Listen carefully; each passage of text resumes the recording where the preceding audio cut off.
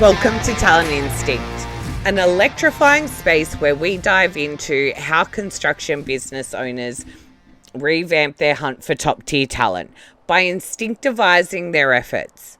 It's time to spice up relying on systems and processes and discover prime insights on how to smartly apply their most important aspect, their instinct, as well as intellect, to pinpoint individuals who don't just fit in, but flourish. Let's face it, making the right hire for your business has never been more paramount. The stakes of the wrong hire can disrupt performance, profit, culture, and succession planning. Talent Instinct isn't about playing it safe. It's about conquering with calculated instinct.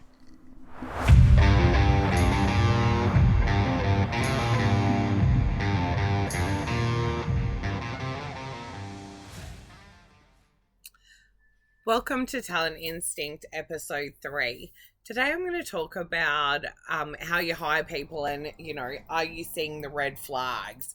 Are there industry sort of trends on, swapping people from doing mining to civil or from mining to commercial, for example, and how we sort of look for those different traits. The other thing I'm going to talk about is how do we get rid of people? Like, when's the time to get rid of people? Do we give them another chance? And sort of really look at how that all plays out. So where I'm going to start off is I'd love to sound perfect, but I'm not. Even I make mistakes or, not even make mistakes. Sometimes it's like dealing with Jekyll and Hyde. I swear I can, have the perfect interview with someone. They seem amazing. They've got the right credentials. There's no red flags whatsoever. There's no distinctive points where I could say this guy isn't going to turn up tomorrow or he's going to end up being a problem. But we're dealing with people and things change. I don't know if they go home and something happens and God only knows, but we all know what happens as business owners. We go through it week in and week out. It's staff, right? Dealing with people, all got the same problem.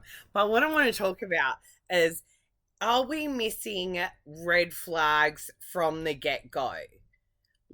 Are they there and we're just not seeing them? So, I have to say, look, it's very hard and I, never say never, but I have yet to be proven wrong. When someone's been working in mining, for example, and, they want to come back and work locally again, if they've been working in mining for a certain amount of time, then they're used to that sort of work. I was talking to someone the other day.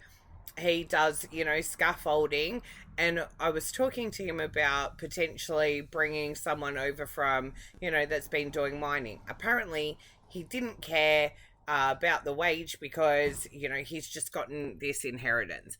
And to anyone rationally, that sounds, yeah, okay, that makes sense.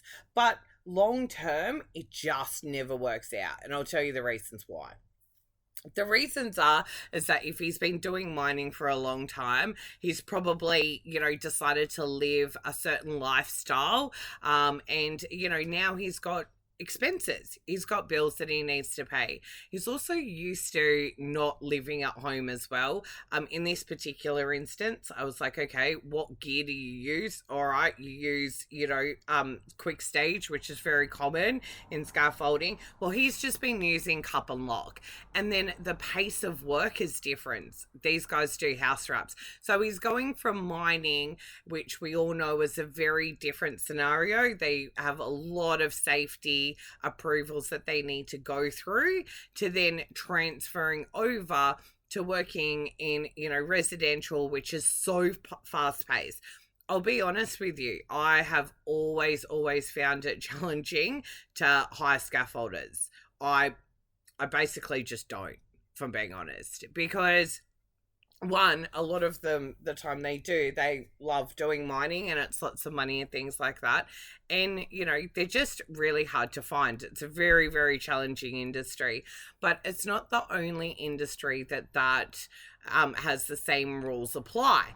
And one of the other things that I wanted to touch on is I also said to this particular person, I was like, well, the thing is how long is this money going to last for? So the person's going to see the money start disappearing away from their bank account, and then they want more money, and it's just not going to work. Again, I would love to be proven wrong, and I'm sure it probably does happen in 9.5 years. I haven't seen it ever. I've always been proven right. But let's circle back to, are we missing some of the red flags that people actually are giving us from the start? Or are we missing certain things that we know don't work, but we go, oh, you know what? I'm not going to listen to my gut feeling on this. It sounds, reasonable, and it sounds logical. So, you know what? I'm going to give it a go. And then again, it doesn't work out, So just wanted to talk about some other instances when that can happen. That can also happen with, if we're not really talking to people about what they're looking for in a job. A lot of the time that we need to turn around, blows my mind, but I've spoken to a client and they do the 4-day weekdays. No problem, you do 40 hours in 4 days. I've had people turn around and say, oh, nah, I like to work the hours. And I'm like, but are you wanting to work more than 40 hours? And they're like, no, 40 hours. And I'm like, okay, but you do that in 4 days. So how is that not the same? I don't understand. Doesn't make sense. So you've just, again, sometimes you've just really got to get to the bottom and ask people more questions to see where they're thinking or the way that they're even interpreting things. So another great thing that I always do when I'm, talking to people is I actually ask them, do they understand what I'm saying? Have they actually taken in what I'm what I'm saying? Have they interpreted it correctly? Are they actually getting what I'm saying the way I'm saying it? So it's, communication has always been a massive thing that I've really had to hone my skills on. And I've really had to make sure that, with all of the different personality types of people that I talk to, that I'm talking to them in a way that they are understanding what I'm saying. Now, again, with the hundreds of people I hire, to be honest, I've hired thousands. But when I'm even hiring people, I have the same conversation over and over again. And I tell them how to do their timesheets. And I tell them, that the timesheet has to be in by Monday, 10 a.m. Like, the procedure is the same week in and week out. Don't change it. So I tell them what it is. It's really interesting to me to see who actually takes in that information and listens to what I'm saying. So you'll get, yep, no problem. Yep, got it. And then I get a phone call or a message. How do I do my timesheets again? When do I get paid? So clearly they weren't really taking in all of the information and listening. So it just really shows that, I guess, people are on autopilot a bit. And does that mean that, again, getting back to the interview stage, people are on autopilot, or they're telling you what you want to hear? Like, how are you digging deeper to get the real answers? Because a lot of the time, especially with us as well, it doesn't matter what they say. It doesn't matter what their, what the CV says. Could be like a load of, crap. They could have made up anything.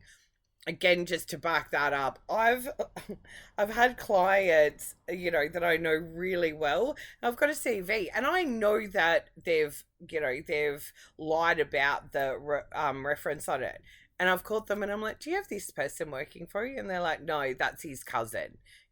So again, what I'm saying is, you know, you can have everything on a piece of paper and that's great. And you've got to make sure, obviously, you get their tickets and licenses and, all of that sort of stuff. But especially in our industry, we are never going to know what they are actually like until they get on site, until we can see what they're actually good at and where their standard level is. I, feel like there's a lot of people that are living in this world at the moment that are coming from this place of entitlement or self-deserving and things like that. And we need to have some sort of like rationality. I do think that what's going to happen right now in the industry is that it is going to get to a point where I know that it's all leveling out right now. I can see it because I can see the great candidates that I'm getting. I'm reaching out to clients saying, hey, do you want to swap people out? Is this a time to, change the team out, change it around and things like that? And, so to cover off another subject that I wanted to talk about as how do you then get rid of people and replace them?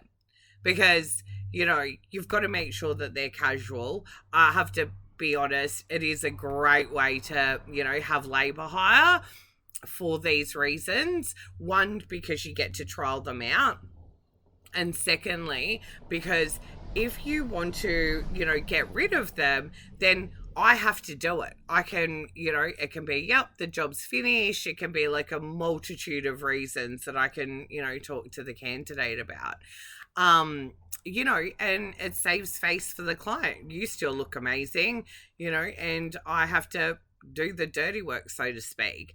But, it brings back to this whole thing of all the things that, we're dealing with staff on the daily and trying to make sure that we, are using and instinctivizing our feelings of what's a good candidate, what's a good staff member, how do we tell it from the start because of the massive implications it can have on the business, like safety issues, they break stuff on site, like it goes on and on, the, implications. If you keep someone for too long, it can be cancerous. Like it can absolutely have such an effect on, the rest of the team. And I've seen that so many times. You've got that one person that is just complaining about everything, hates life. And it's even worse, to be honest, if they're actually good at their job, because then you've got to weigh up the options. Is it worth me keeping them because their skill level is amazing?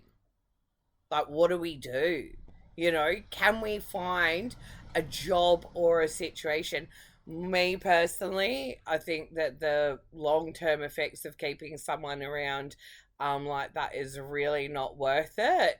And even in my own life, I came across that, my own job, and it was really detrimental to my attitude towards the job. It was detrimental to, the relationships that I was having within the business as well. And it just never ends pretty. But, a lot of this, like, these things, like, people again can be on their best behavior in interviews and until they get the job, and that's it, then they change. It's crazy. So what I want to talk through, or what I'm going to go into next time, is more about how to look at those red flags, so to speak, all those, things that you might think that you're picking up on or you might see, but you're deciding not to look at or ignore because you really need staff. I'm going to talk about more about, those personality indicators, or just, common rules that we have when we're hiring people, and also, the benefits of using someone like myself, which is a third party, because having that different, outside of view and not having rose color glasses on. I hope you guys enjoyed episode 3 of Talent Instinct, and I hope to see you next time. Thanks for listening to Talent Instinct. I'm Chantal Penny, and if you want more razor sharp insider info on instinctivizing your hiring game, then hit the subscribe button. Oh, and remember to drop a killer rating and review. Please don't hold back. Spread the news to fellow construction business owners too. If you want to stay ahead of the curve and soak up all of my content, please do so by stalking us on Talent Instinct and my brainchild Siteforce Recruitment on LinkedIn, Facebook, and Instagram.